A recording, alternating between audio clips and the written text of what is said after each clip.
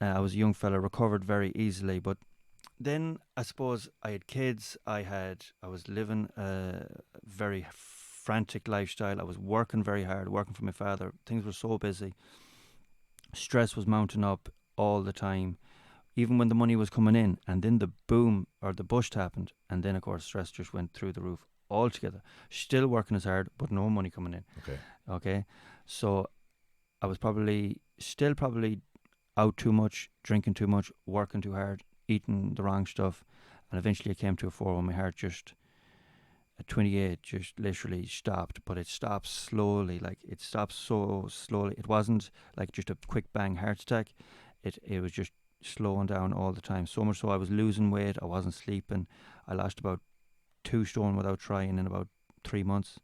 Like, going into that was as white as a sheet. And normally I'd have sallow skin. Um, couldn't work.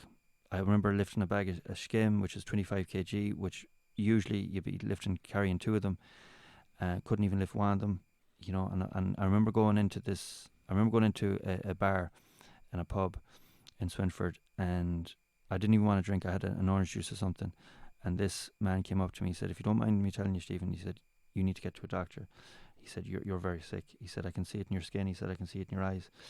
He said, "You've lost way too much weight too quickly."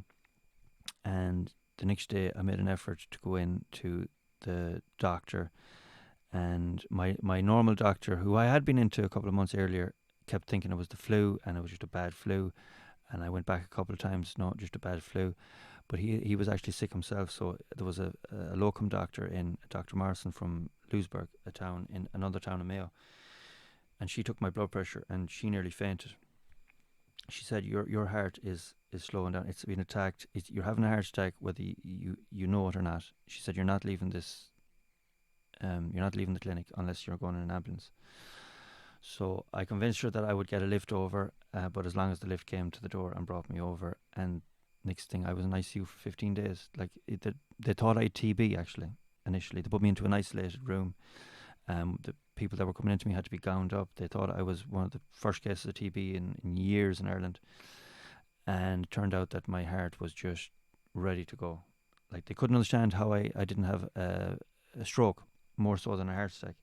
I was 240 over 120, which is double top, Oh double yeah. bottom. Yeah.